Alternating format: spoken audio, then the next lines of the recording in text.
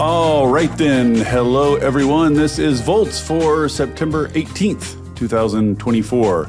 How the Biden investments are changing America. I'm your host, David Roberts. Joe Biden came into office with incredibly narrow majorities in Congress, a handful of votes in the House, and one vote, his vice president's, in the Senate. Yet, in policy terms, his tenure has been vigorous and a fairly dramatic change in direction from previous Democratic administrations. Democrats learned from the experience of doing too little to stimulate the economy in the wake of the 2008 financial crisis. This time, they spent big on recovery. They learned from being out-invested by China while they cosplayed free trade. This time, they poured money directly into industries important to American security. They learned from leading climate policy with sticks in 2009. This time, they led with carrots. Together, the three big Democratic legislative accomplishments, the Inflation Reduction Act, the Bipartisan Infrastructure Law, and the CHIPS Act, or Uncles Ira, Bill, and Chip, two friends, have invested billions and triggered hundreds of billions more in private investment across the U.S. What has it all accomplished so far?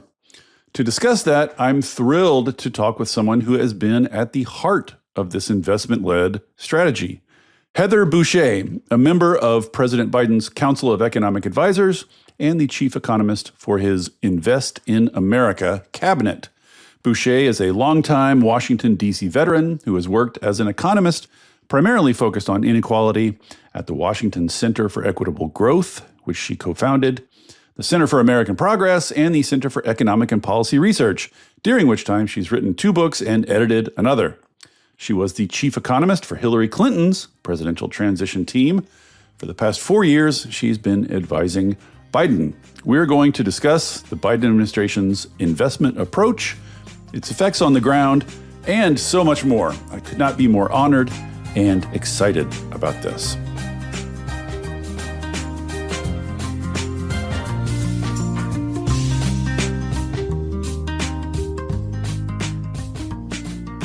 With no further ado, Heather Boushey, welcome to Volts. Thank you so much for coming.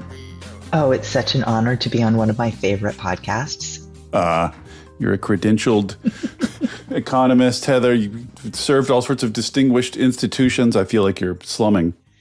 But I learned so much about clean energy from you and your guests. So I'm so excited to be here today. Well, this is awesome. So I want to start at the big picture level, sort of the theoretical level. So there's been lots of articles written, lots of talk in the last several years about the supposed end of neoliberalism.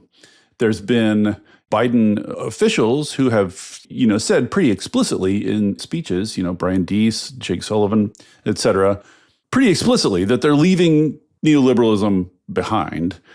I sort of would love to just get your thoughts on how seriously to take this talk of a sort of break. Do you see this, because you have served in Washington, D.C. and in and around Democratic administrations before. So I'm just curious, from your perspective, do you see this as really a break, a new paradigm, or is it something like an evolution of the sort of neoliberal paradigm? Just how big of a break do you see the Biden approach from previous Democratic administrations, or even like Washington consensus?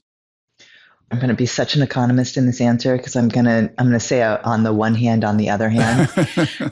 What is it about economists and their hands? They all have three hands. Yeah.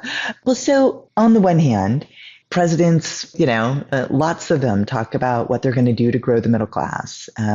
They have long dealt with different kinds of economic crises. When the Biden-Harris administration came in, of course, we were facing a series of crises, the pandemic and the ensuing recession and all of the challenges that brought, alongside all of these structural challenges that had been there all along, that in many ways the pandemic, really unmasked and made so apparent to us all, the fragility of the supply chains that we developed around the world, the ways that the existential crisis of climate change was leading to economic challenges in the here and now. Now, the pandemic was sort of uncovering how the global economy could make some of those climate challenges even more pressing. And of course, longstanding issues around equity, longstanding inability to address inequities across places across the country. So you had all of these challenges. And again, presidents come in and they say, I'm going to create jobs and we're going to support the middle class. But Joe Biden did a number of really different things. And one of them was that, when he came in and put forward his agenda, he made a deep commitment to working across the aisle and doing things in a bipartisan way. But he also made a commitment to making sure that in everything he did, everything that he, along with Kamala Harris did, was actually supporting and growing and building the middle class and being willing to look at what we've gotten right and what we've gotten wrong in the past. And so, when I think about how he approached climate, there's a big shift with, previous thinking, both in the United States and abroad, in how to approach the challenge of climate change. And as you noted in your intro, this is about not so much thinking about the sticks, but thinking about the carrots. I actually don't really think about it so much that way, but I think about it, I'm going to throw a different metaphor out there, not about donkeys, but, about food, which is that I often think of the challenge that we have with clean energy as, we have this economy and it's sitting on a platter that's held up by a bunch of pillars. And those pillars are our energy system. And it's a system. It isn't one thing. It's a whole bunch of different things. And of course, that's grounded in fossil fuels. And we need to move over to an economy grounded on a set of pillars around a new clean energy system, both domestically and globally, and all the things that are entailed in that. And we want to move our economy over from one platter to the other as smoothly as possible without losing too much of that cake. I think of it as a big cake, this economy, right? You want to be very, very careful with it. So it's not so much just about the carrots and sticks. It's about how are you shifting the economy? Where are people? Where are businesses? Where are communities? Where are families? And what do we need to do to support them to make that shift? I mean, one of the sort of characteristics of neoliberalism, this kind of a fuzzy, stupid word, but one of the ways people characterize it is deference to the markets. Mm-hmm. What is the market going to produce for us? What sort of economy is it going to give us? And just this whole approach that you're talking about, like, what kind of economy do we want? Let's be intentional about constructing an economy in a sort of intentional, forward-looking, proactive way. That in itself seems like a bit of a break. That's the break right there. It's acknowledging that markets don't always deliver optimal outcomes. But on the other hand, markets are amazing. Over the course of this pod, we're going to talk about, how we're using markets, how we're, tapping into the best of what a market economy can deliver. And yet you need to make sure that the things that you need as a society are there. And again, it's something that we all saw with our own eyes and we experienced during the pandemic when the things that we needed just weren't available. And we're like, oh, wow, these supply chains, they're fragile. When a factory closes down in Malaysia, that means I can't get the thing that I need. It means that maybe the car I want to buy is more expensive because that factory was, had something to do with semiconductors or something along that supply chain. Or you couldn't get the respirators or the face masks that we needed, right? There was these real world challenges. And I think we had forgotten that, the economy is about giving us the things that we need to live. And energy is so important to everything that we do. It's in everything. We have to be intentional about the kind of economy we're going to create, as we build a clean energy economy. So it's not that we're not using market tools, but it is that we are being intentional there. And of course, the president has been intentional about a set of industries that he thought were very important.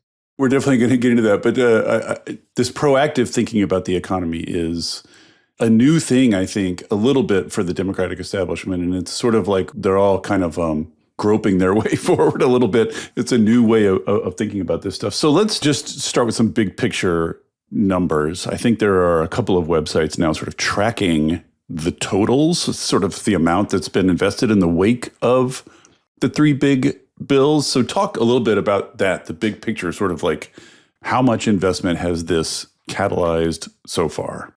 Well, so far, according to the invest.gov website, which is the one that we've been hosting here at the White House, we have seen $910 billion in announced investments all across the country in semiconductors, clean energy manufacturing, batteries and EVs, biomanufacturing, heavy industry, and clean power. So 910 billion. That is remarkable, but let me be very, very clear what that means. That is announced investments. That is a business saying, hey, I got a plan. Here's what I'm going to do. I'm super excited about it. I want to tell you about it. Okay, that's one. That's super important. But what we have been doing is saying, okay, is that actually being followed up by action? And what does that action look like? And so we have been tracking what investments are we seeing coming through our regularly produced data series, a lot of it coming from the Bureau of Economic Analysis or the Bureau of Labor Statistics. And what we've seen is alongside these announced investments, firms are following that up with money, shovels in the ground to build out new manufacturing. This number has skyrocketed since the passage of the CHIPS and Science Act and the Inflation Reduction Act in August of 2022. And we've actually now had 6 historic quarters of investment in the construction of private manufacturing facilities. 3 of those quarters were the biggest going back to 1956. The other 3 were historic going back to the 1970s or 80s. But when you look at a visual of this and you see this sustained investment in manufacturing, that's where you go, wow. So these announcements are being followed up. And then we've seen this historic number of people being employed as construction workers. We have new data out on people being hired in the clean energy sectors as part of our economy. The jobs actually in clean energy are outpacing job growth in the economy overall. So you're starting to see a lot of indications at sort of the macro level that, wow, something is really changing. I wanted to ask about that specifically because, one problem with these discussions, which I'm sure you're familiar with this problem as an economist, is just that the U.S. economy is so big. Right? It's like $1 trillion, economy. So we just have these discussions where giant numbers are flying around all over the place. And I don't know that people really have a great way to contextualize them. So to me, $900 billion of planned investment sounds big, sounds like a big number, but I want to think macroeconomically. Are the amounts of investment we're talking about big enough that they're going to show up in macroeconomic results? Or are they just sort of happy individual stories, but are we changing sort of structurally the U.S. economy here? Yes. So a couple of answers here, 3 separate kinds of answers. So one, that number that I was just citing about the investment in new manufacturing facilities, as a share of GDP, that investment for some of those past 6 quarters has been larger than it's ever been, going back to the 1950s when we started that data. So in terms of showing up in the data, that's a wow, right? That is a big wow, we've never had so much of U.S. investment in a single quarter be as big in the construction of new manufacturing facilities. Yeah, and of course, the post-war period was, known for its investment, let's just say. Yeah, so that's incredible. So that's one. But I actually think you've tapped into something really important, which is that this isn't really, there's a macroeconomic story here. We can talk about all those numbers, but this is a story about what is happening in places all across the country. This is about a new manufacturing plant being opened in a community and what that means for that community, what kinds of jobs that's creating, what kinds of opportunity it's creating. And it's happening all across the country. And that's a hard story for, sort of national level journalists to tell because it's very tactile, it's very detailed.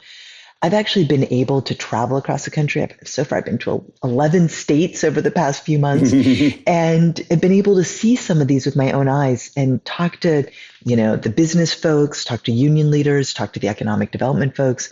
And you see the real difference that this is making in a single community. It's hard to see, we do see it in the macro data. I want to be very clear. We've had this strong growth. We've had this recovery that's been kind of like an Energizer bunny. It just keeps going and going, which has been fantastic.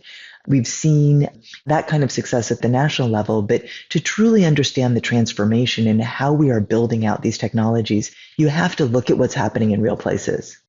Let's talk a little bit about the kind of tools you're using or the tools the Biden administration is using. Obviously, the high profile investments are the tax credits. I think this is everybody has heard about these. There's clean energy tax credits, there's manufacturing tax credits, there's tax credits out the wazoo. Maybe just talk a little bit about the other, because, sort of the headline here is that the Biden administration is using a whole of government approach to these things. That's one of the things that's supposed to set it apart is, it's sort of approaching this sort of climate thing and the clean energy transition from a whole of government approach. So just maybe talk about some of the tools in the toolbox here. What kinds of things are you doing to push investment to particular places? Yeah, it's a great question. So we are investing along the full scope on the innovation to commercialization pipeline. So we are thinking about, okay, well, so we know we need this clean energy economy. We know that there's dozens, by my count, we're investing in about 37 different industries in clean energy. And the Department it's exciting. But the Department of Energy has long been investing in the research and development and the innovation stage of clean energy. And now we're moving into those other phases, the demonstration, the deployment, getting to commercialization at scale. And we are investing on both the supply side and the demand side. What does that mean? So, you have ongoing programs that are thinking about the R&D aspects. We've ramped up different programs to help to get to that first prototype, that first of a kind production that needs to happen. You've got the loans programs office out there, really helping show capital, show the financial sector like, hey, this is something that you can invest in. So it's like, it isn't just in the imagination of the entrepreneur saying, hey, I know I can do this. The government is coming in and saying, hey, let's actually make this happen. And then that'll help, crowd in that private capital. Just want to make a note of this, like in terms of breaks from previous democratic thinking, like you talk to the sort of market people and they're like, okay, we can have a little public spending on the front end of the industrial cycle on R&D, right? Like that's what even the libertarians will say. Yeah, we can spend a little public money on R&D. But I think what we found is like R&D push is not enough to get you all the way to market, right? There's all these sort of phases of development of industries. And the sort of holistic approach to guiding industries through all those particular phases, I feel like that's new. It's new and it's so important because we need to do this as quickly as possible, right? And taking a step back, you look at the data and you look at how much money experts estimate we need to invest in clean energy technologies. And it's not just public money. Most of it should be private money, right? These are new businesses, new industries. They're going to be competitive. They're going to be the industries that power our world for generations to come, right? But we don't have the luxury of letting that happen on, whatever time scale folks might want to do it. We need to do it quickly. I hear the voices of my lefty friends in my head telling me to ask this question. So like one thing you might say is if we know we need these particular industries and we know we're on a very strict time schedule, why rely on private capital? Why not more public ownership? Why not have the federal government stomp in and just do some of this stuff brute force rather than trying to sort of lure private capital into doing it? This is a big philosophical question, but I'm very curious of your thoughts. No, it's a great question. Well, so we all should be doing what we do best, right? You want to, it's like a management 101. You want people with the right skills and talents in the right roles. And what we know is that American capitalists are really good at what they do. We know that we've got a lot of entrepreneurs out there, a lot of good ideas out there. And I mean, again, as I've been traveling and I've had the opportunity to meet with some of these folks at the very cutting edge, like setting up, I actually got to go to downtown Seattle where they're building a factory. Is it the jet fuels, the clean? No, it's for mining. It's huge battery packs big for mining vehicles. Yes, yeah. I got invited to that. I didn't get to go. Incredible. So this entrepreneur, that is the human. that should be him and his team. Those are the people that should be making those investments and building that to scale. What they need is the kind of economic climate, the kinds of policy support that will allow them to succeed, right? Or, that will at least like make it possible for them to succeed. They're the ones that are going to, they have to do all the work and make all those decisions. Jigger and Shah and John Podesta, they often talk about this being government enabled and private sector led. I think it's really important to remember that we're not going to get there faster by taking everybody and moving them to different parts of the team, right? Different roles. You want people to be doing what they already do best and tap into that energy and enthusiasm, because that's how you're going to build and build fast. Let's move to one aspect of this that I find super interesting, and also I feel like is a little bit of a break from administrations past, and also really is kind of at the core of all this, which is sort of the geographic aspect of this. So again, if you're just a market person, you might just say, we want, X industry, we'll put in some sort of, agnostic support for it. And wherever it happens, it happens. Wherever the market decides it's needed, it's fine. You're being more intentional than that, I think, about trying to channel investments to particular geographies, to particular places, particular communities. So I'd like you to talk a little bit about sort of like, what does that look policy-wise? Like, how do you do that? Because on some sense, if you just say, like, I'm going to give you a solar manufacturing tax credit, in some sense, you're at the mercy of the entrepreneurs. Like if they want to set up their factory in Poughkeepsie, you send the tax credits to Poughkeepsie. You don't have much control over where they put their factory. So what tools do you have to channel investments to particular geographies, and how do you choose those geographies?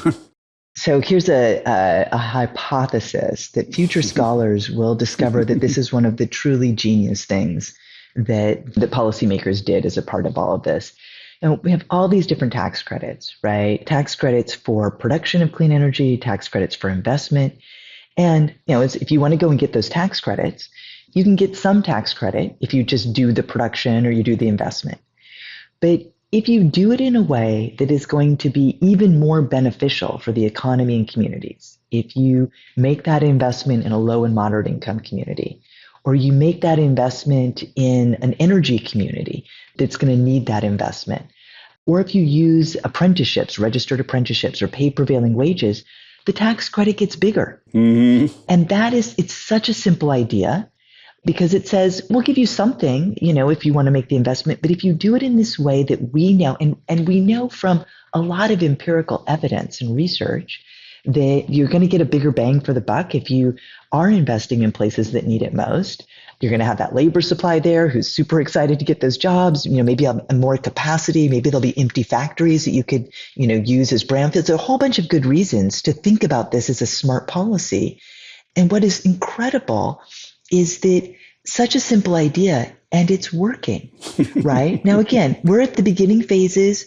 Just for the policy nerds, like one of the big dilemmas here is you can only pass bills through reconciliation. We don't have to go through this whole thing, but like, so you're stuck basically with the tax code. And what this is a way of getting some kind of a simulation of regulation almost into the tax code. But I would actually say, David, it is, I think, more elegant than that.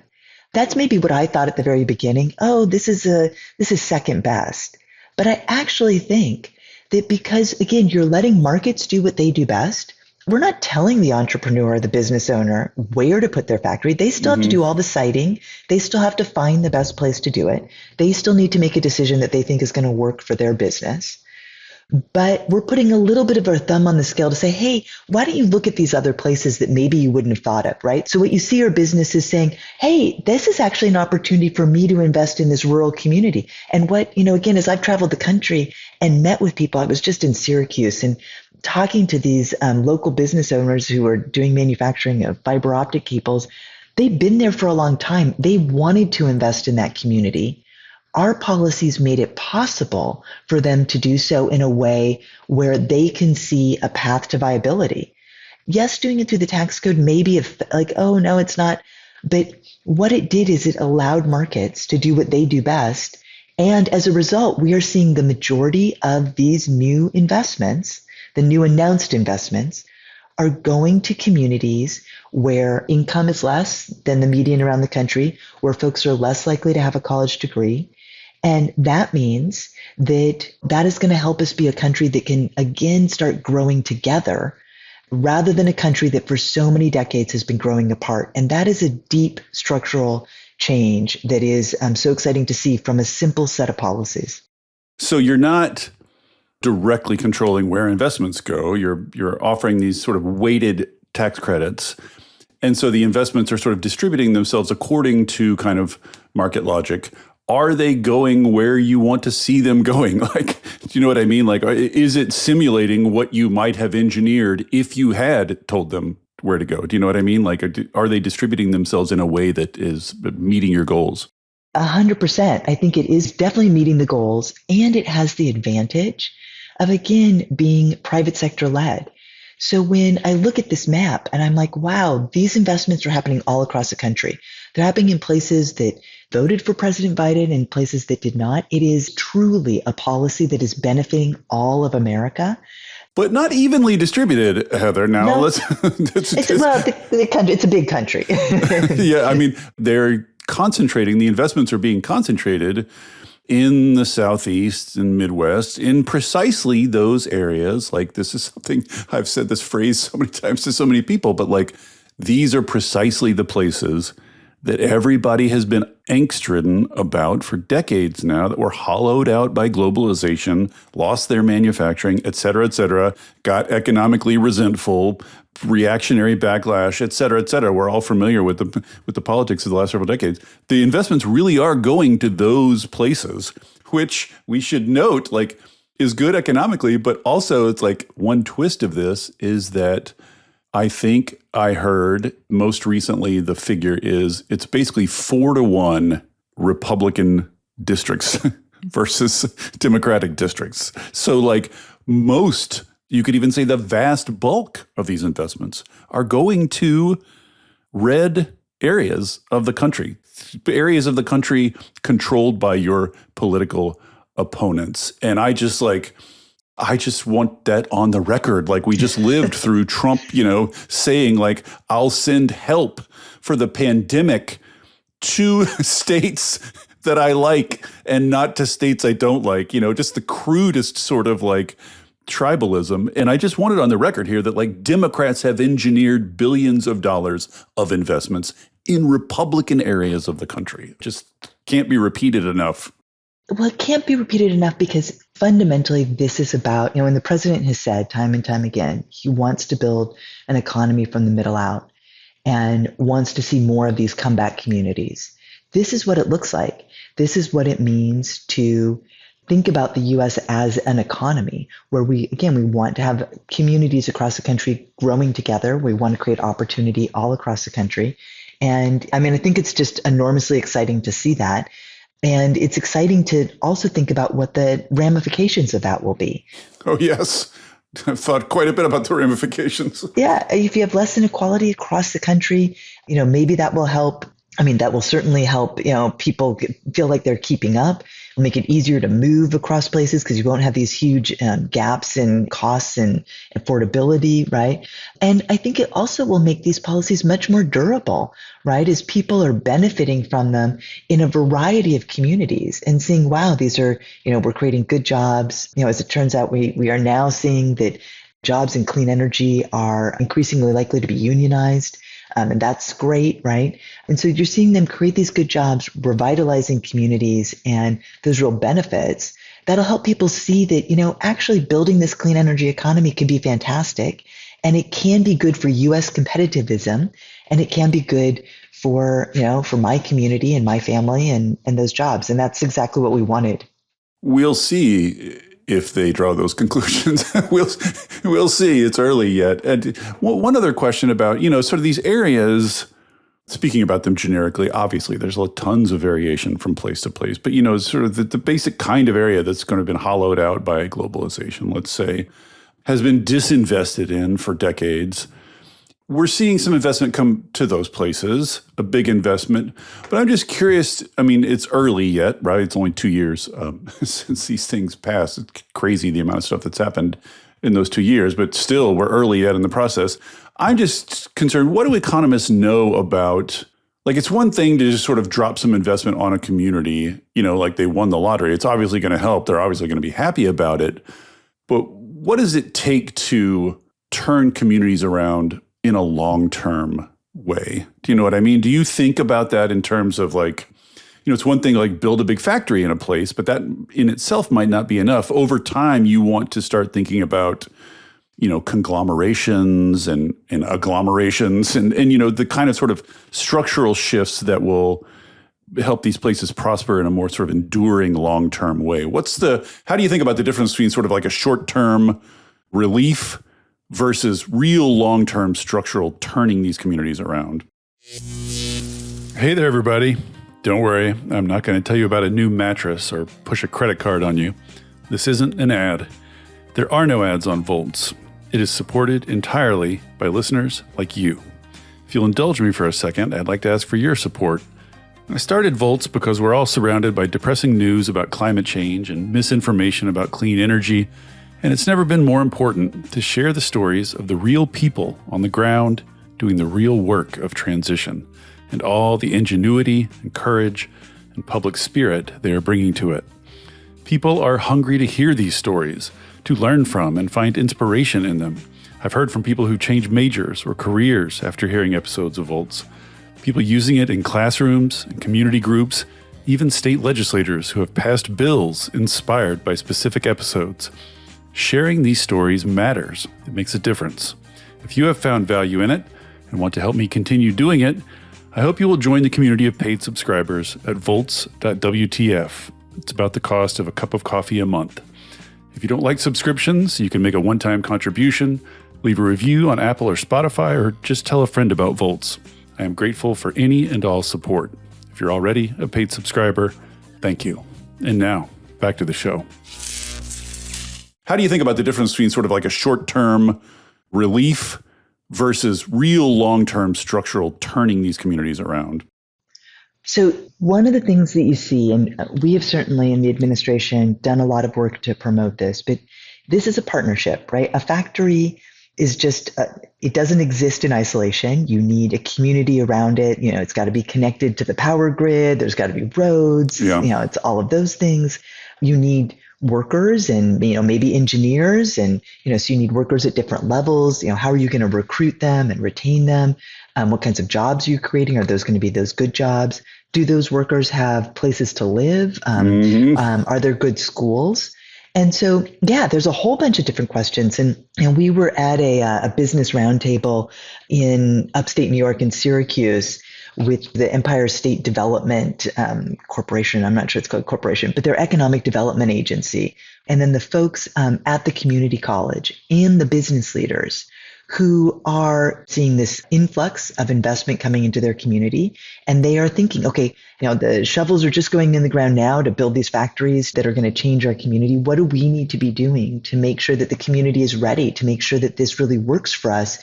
And, what you hear from them is, we worked so long to be able to build the kind of community that would bring these kinds of investments to us. So they're excited for the challenge. But of course, they need support. And, we've created these workforce hubs across the country. And then there's other kinds of supports. But you have to have that connective tissue. And it's also why in so many of the things that we've done through the Bipartisan Infrastructure Law, CHIPS and Science Act, and the Inflation Reduction Act, we've been very intentional that these investments have to work for communities. Because ultimately that factory isn't going to get built if the community is fighting it. So you may as well start from the get-go and think about that. It has to create good jobs. You have to think about, wow, if you're going to be hiring all of these people, how are you thinking about childcare or other services? So we also, really encouraged businesses to think about that as they were making these new investments. And, certainly we've done our part to try to elevate those issues. So I've seen a lot of excitement and enthusiasm as I've traveled the country. It seems like it's kind of there's a perfect opportunity for states to step in, state governments. Like, are you finding state governments are working in a complementary way with you, like to help flesh this out? Certainly. I mean, that's what I've seen. I've met mostly with local development folks, but also with some both national and state level elected representatives who are there to do their part. They see this transformation, what it can mean for their community, but they have to take advantage of it and they have to make sure it's done right. So they really are the boots on the ground. It's so connected, right? I know that, again, when I listen to your podcast, and a lot of it's about the specific technologies in energy, right? But building that clean energy economy is also about all the other things we need to do. And so, I've ended up traveling to a lot of airports, not just to fly through them, but to stop and talk to people about the investments that we're making in those transportation networks and seeing the enthusiasm for making clean energy investments at those airports. We were recently at Muhammad Ali Airport in Louisville, where they have put in a geothermal system to power the airport. Love it. And yet love it. And then it has a dual purpose because it also serves as a parking lot for all the little jets that come in for when they have Derby. And so they were like, oh, now we have this great parking lot for Derby and we have this amazing geothermal system. And they're going around and telling other airports around the country how to do that. But that enthusiasm, that excitement about what this national policy has made possible for them. You see all these people, like this pent up demand, for so long, infrastructure was the butt of so many jokes as we just couldn't get it across the finish line. So you see that, but that also is then empowering, no pun intended, the clean energy investments that we're making at the same time. And what I see is communities connecting those dots and not seeing them as separate, but seeing them as how they're going to grow and develop their communities. Is it awkward at all for some of these officials to say, hey, look at this cool new thing that I voted against coming to you from the party that I have told you is full of like satanic pedophiles? Is that awkwardness an impediment at all? Or do you find that kind of like drops away when you get closer to the local level? So I can only speak personally on this one, and it has been incredible to me. I'm so proud to work for a president and vice president who believe in governing for all of America and have been so delighted at the reception. I mean, I'm a girl from the Seattle area. I think I definitely, and I work for, a Democratic president, but, I go out there and the joy and the enthusiasm that I have been greeted from people from, I know, across the political spectrum, but who are focused on their communities. And that's what brings people together, that, we have real problems to solve. And it's always about creating good jobs, creating a good quality of life in their community. And we're giving communities the tools and the resources to do that. And we're giving the private sector the incentive to invest here in the United States, building things that matter that people are excited about. Well, I have kind of a combination jobs security question. So the whole idea here is that investment is, we have these supply chain worries, right? These supply chain difficulties we ran into during the pandemic has sort of, as you say, revealed that our supply chains are somewhat brittle. And furthermore, the supply chains for the technologies we're talking about being at the heart of the 21st century are dominated almost entirely by China right now. So that worry is driving a lot of this. And so there's been investment across the supply chain. But I feel like what we're seeing is mostly the results are mostly jobs and factories and stuff kind of toward the upper end of the supply chain, assembling battery cells or assembling vehicles, and not as much at what you might call the lower end, sort of like mining the materials and doing the sort of processing of raw materials. That I feel like we have not seen as much movement on as we've seen at the high end of the supply chain. And I just wonder, are you cognizant of that? Do you worry about it? Because in a sense, like if there's one stage of the supply chain that China dominates, they might as well dominate the whole thing. You know what I mean? Because like if they just stop sending us materials, it doesn't matter if we have cell assembly factories or whatever, if we can't get the materials. So I'm just curious how you think about the kinds of jobs and factories that are coming, whether they're as sort of comprehensively across the supply chain as you want, and whether you worry about that at all. Well, these are definitely things that keep me up at night. And I mean, I'm an economist, and one of the things that you learn in econ graduate school is that there are a lot of problems with monopolies. And, it's a basic fundamental, and here in the United States, it's long been a fundamental role of government to make sure that markets are fair and competitive, right? That they are not dominated by one player, because when that happens, they have all this market power and that they can, squeeze out the competition, they can limit new ideas, and they kind of have you over a barrel. And so they don't just have you over an economic barrel, right? Like, oh yeah, it's a security, it's an it's all economic, the and things. yeah. So these are all mixed together. These kinds of Yeah. security. Well, especially when, I mean, fundamentally, access to, stable access to affordable energy has always been a national security issue, right? If you can't get it, then you can't power anything. That's just so basic and fundamental, and, given the kinds of economies we have. But then, of course, when you think about technologies like semiconductors and, all the electronics and how much potential there is for dual use and tracking and all of the other things, of course, these are issues that are front and center. So you have to think about that full supply chain. And it can't be, it's not good for the United States. It's not good for our friends and allies. It's probably not good for the global economy to have monopoly power in the way that has these bottlenecks in key parts of the clean energy supply chain. And it also, at the same time, we saw, again, during the pandemic and, in a variety of other cases, that, we need supply chains that are resilient. And markets don't always reward resiliency, right? You only need resiliency when you need it, and maybe you make enough room for it. But if you don't have, like, depending on how a firm is integrated, like, who's paying the cost of that lack of resiliency is a big question. So you have kind of two things going on at once, which is, how do you make sure that you have resiliency, which means you want to source from different places, but at the same time you want that to be competitive and open, and you don't want that to be dominated. Then there's a third issue, which you just talked about, the supply chains, which is, as again, I'm going to go back to my cake metaphor, moving it across these two platters. You have to have enough demand to induce supply, right? Or businesses need to know, like, if I build this stuff, is there somebody going to buy it, right? So, when you think about those supply chains, we are building them out and creating new opportunities for new businesses to say, wow, there's going to be this new industry here in the United States, or this new industry out there in the global economy. Okay, now I can go in and I can raise the capital to go in and create that supply to do that production. So there are some urgent issues. We need to unpack this monopoly that China has on particular parts of that supply chain. We need to really be thinking about resiliency, but there's timing issues. And so that's the hardest part, is to think through, everyone having kind of enough foresight to know, here's our goals, here's where we're going. And because of Bill, Chips, and IRA are three uncles or three cousins, I think they're still toddlers. So I think of them more as like, the chipmunk kind of like little toddler types.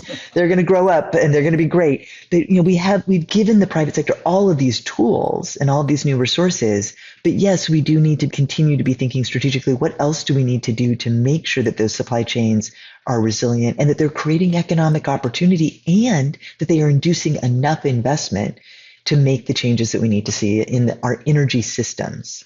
Well, then I return to the original question then, like, do you think we're doing enough on the lower end of the supply chain?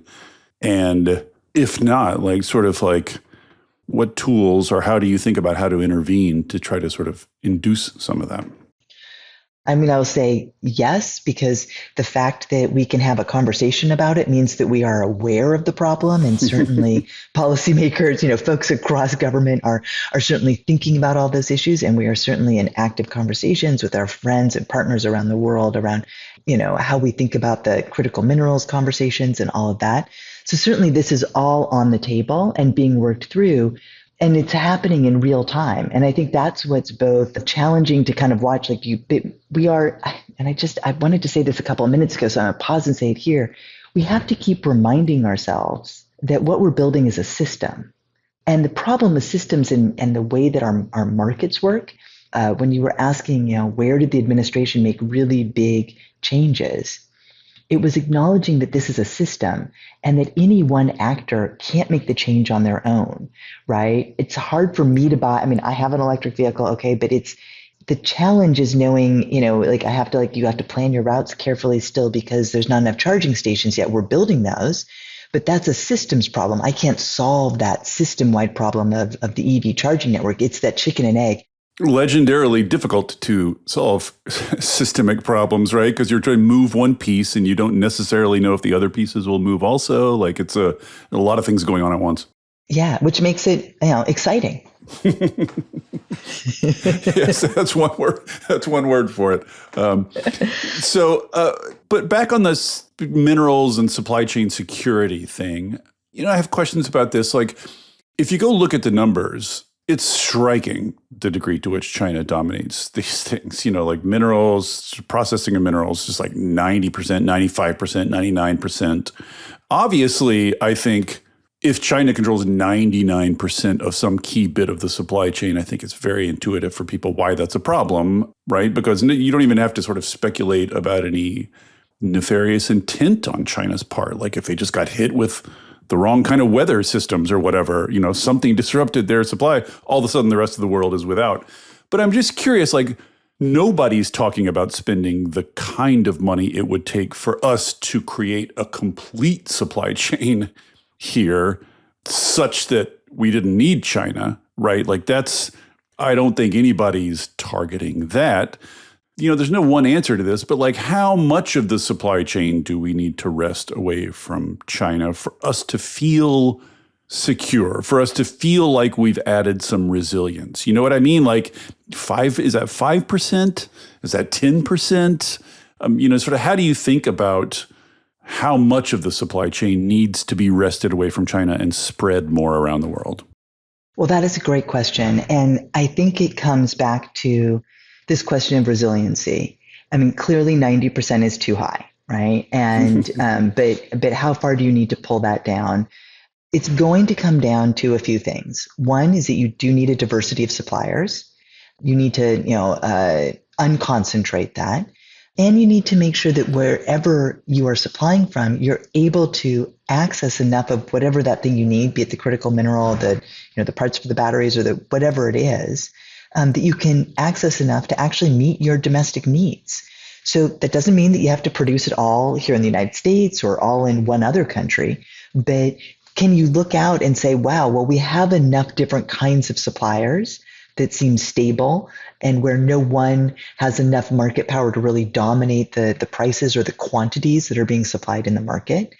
So I think that is what we're looking for. And in fact, the White House has done, along with the agencies, a series of reports and work around supply chain resiliency. There was the 100 days supply chain reports and all of this work that was done that really does put some fine-tuned numbers on specific parts of the economy, how to think about that. But I think when you kind of zoom out for this conversation to the kind of the more macro picture, it really is, do you have that resiliency and are you able to access what you need? I think one of the opportunities here is because we all know that we need to make so much investment to meet our clean energy goals. This is the moment. This today, right now, is the moment to be having this conversation and to be making these investments so that we aren't stuck here a few years from now, continually facing this monopolized market for really critical technologies that the whole world is going to need. Yeah, it's the old the best time to plant a tree cliche, right? Just 20 years ago. I'm going to say it's today. The second best time is today.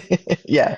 Let me ask about this. Like it seems like on the clean energy production side or manufacturing side, what we've seen in the last 2 years is an almost unmixed positive story. Like it's just amazing. Like there's tons of investment in manufacturing, tons of new factories, et cetera, et cetera. Where things are not as smooth and happy is on the deployment side, where we're not deploying as fast as we think we need to, not because of economic barriers, but because of these sort of non-economic barriers that all of a sudden everybody's paying much more attention to, things like permitting, et cetera, et cetera. You're an economist, so in some sense, maybe non-economic problems are not your problem, but how are you thinking about, or how is the administration thinking about, are you worried about the imbalance there, that deployment is not keeping up with the manufacturing and production side? And do you have particular things in mind to help that?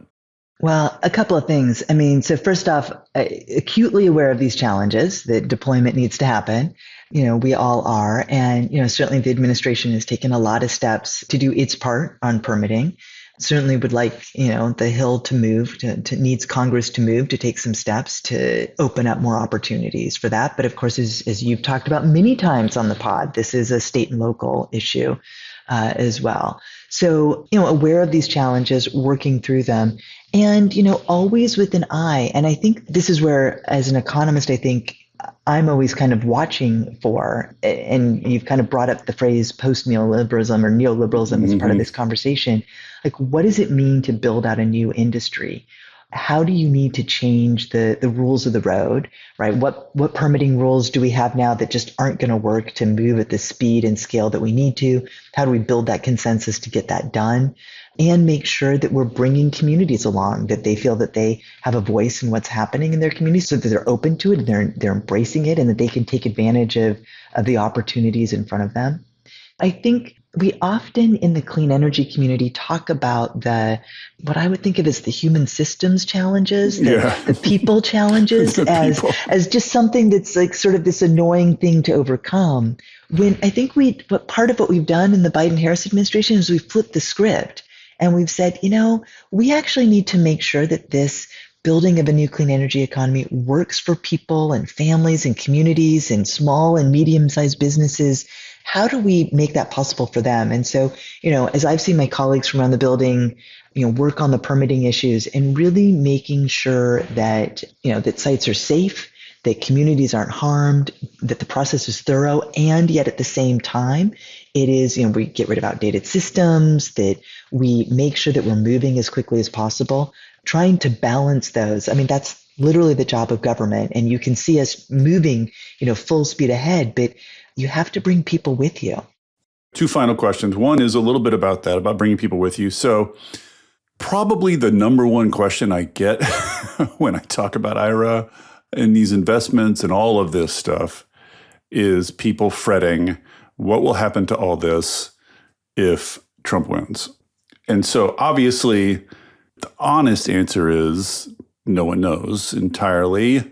But I'm just this is in some sense speculative on everyone's part. But how do you think about which parts, because as we've said, like the Biden administration, there are the tax credits, but then there's just like dozens and dozens and dozens of other things going on. There are grant programs, there's EPA regulations, there's a whole of government approach to this. Obviously, that whole of government approach to this is not going to survive Trump. I'm sort of curious, like, what parts of it do you think will survive, and what is, what people want is the answer to the big question of like, is this transition to clean energy going to go on even in the face of a hostile administration? What pieces of it do you feel like are at risk? I certainly have a lot of concerns. We all have concerns, Heather. So many concerns. I've listened to what extreme folks in Congress on the Republican side would like to do and what they want to roll back. And that is worrisome. Because it says in Project 2025 that they want to roll it all back. I mean, who knows if they'll really do that, but it definitely says they want to scrap it all. So what I can tell you is that people here are tired because they have been working really hard to get as much as they can possibly do done. And, I reached out to my colleagues who run the different teams to prepare for today's conversation. And, the numbers that they gave me, I was like, what's the latest on what we've done? And for the Inflation Reduction Act and the bipartisan infrastructure law, about 90% of dollars available to spend by the end of fiscal year 24 have been awarded or in a pending notice of funding opportunity. And that's exciting, right? That is so much work. They can't unspend the money. Can't unspend the money. And what's important about that, right? We know the climate scientists, everybody was saying the 20s, this is a really important decade, right? And we know that this is a systems change, and there's a lot of path dependencies. And we know that a lot of this is about changing how private actors act. It's changing what happens in terms of private investment.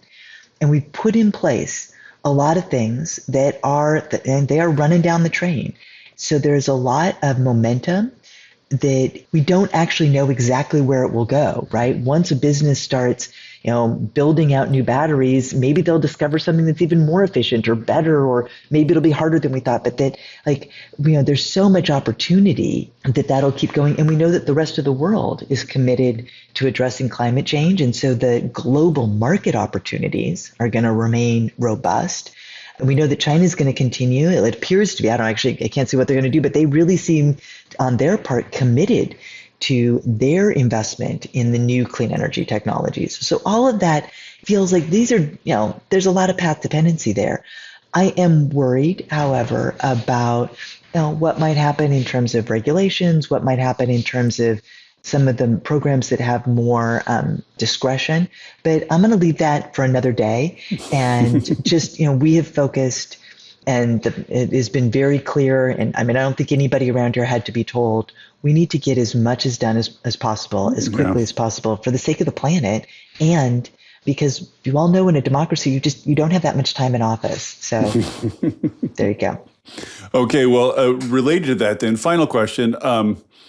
And obviously this is just kind of for you, not as a sort of spokesman for the Biden administration, much less as a spokesman for the Harris administration, which we don't know anything about yet. But you as Heather Boushey, the economist, if you were writing IRA Part 2, or let's say the next big set of moves along this pathway that you've started down, what would your priorities be? Like, what do you think are the big outstanding jobs to do here? I'm going to go with another little metaphor here. I will say that, the president, the vice president have made their priorities clear in their budget. And so there is a lot of, certainly steps that have continued to be outlined there. The way I think of it from the econ side is I'm going to go back to this path dependency question. Where do we need to really be thinking about those systems changes that are the kinds of coordination failures that are hard for the market to solve on its own, that we need government to come in and really help create that opportunity for these new clean energy systems to develop? How can we catalyze that? And how can we create more path dependency? So that's going to be the goal. And then there's two things I'm thinking about a lot. One is, I was talking to a couple of colleagues over the past week, and we were kind of like, okay, well, where are we in this clean energy? And we started with, we built the foundation of the house. And then it became, well, actually, I think we've just marked out the foundation of this, big skyscraper that we're building. We know that there's a lot of building that we need to do. Mm-hmm. And so, to the conversation we've been having, how can we catalyze that? How can we help private investment be crowded into these sectors and to create good jobs so that communities really benefit from them? And finally, and this probably should have the first, this is in the wrong order. This is really the first one. There's a lot of economists. And it is so exciting to see all of the new research springing up, learning from what we've already been doing, learning about, what it looks like to do these kinds of sets of, industrial strategies with all these different policies. If nothing else, you're producing lots of data, right? Yeah, you're producing exactly. Lots of data for people to study. Well, and we soon will have data from the IRS, which of course you don't have data on tax credits until people can actually file them, all that. So we're going to know a lot more, and we need to then be thinking about, well, what can we learn? Where were things really right? Where are some deltas, some things that, we need to really focus on? So I think that our learning by doing, that is where my attention is focused. Some people would say, we've done a bunch of direct investment now, the politically popular stuff, the carrots. Now we got to get serious about sticks. Now we need some kind of price. We need some kind of price on carbon.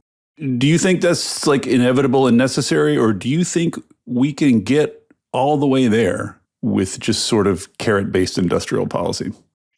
Well, so all the way that's there a big is question. That's a really big question. That's a big ask. I'm kind of working 1 month at a time here, but I think that I'm going to go back to I'm sorry, so many metaphors. I'm going to go back to this cake. We need to build these pillars. We need to build this platform upon which our economy is going to sit. And yes, we're going to need to make sure that we are doing everything we can to create the viability of those new industries and take steps that we need to take. But fundamentally, this is about building these new clean energy industries, making sure that we are doing what we can to limit the emissions, in the meantime. But I think that the first question really has to be, can we build it? And then we need to address the other side of the equation. Yeah, proactive building. Love it. So, well, then finally, to wrap up, what's next for you? The administration is coming to an end one way or the other in, good God, I think like 60 days. Sorry, that made me burst out in a cold sweat. Your time in the administration is coming to a close soon. What's next for you? Would you be interested in heading back into the fray in a Harris administration, or do you just want to like chill out in a think tank for a while? I will say this has just been the opportunity of a lifetime, and I'm spending all of my time traveling the country, learning from and communicating with people that are doing these investments, and that is what I'm focused on right now. You're so in it. I mean, you're so in the center. I mean, honestly, like, if nothing else, you've really gotten an up close view of a lot of history, a lot of big history. It's so exciting. And I get to work every day with the most incredible teams, and just to see how much enthusiasm and willingness to put in the hard work to get this done. So that's what I'm focused on right now.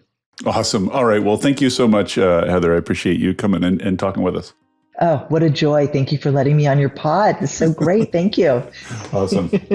Yes, I think you might win the most metaphor. Sorry. Kind of got cakes, houses, skyscrapers. I know. Love it. Thank you for listening to Volts. It takes a village to make this podcast work. Shout out especially to my super producer, Kyle McDonald, who makes my guests and I sound smart every week. And it is all supported entirely by listeners like you.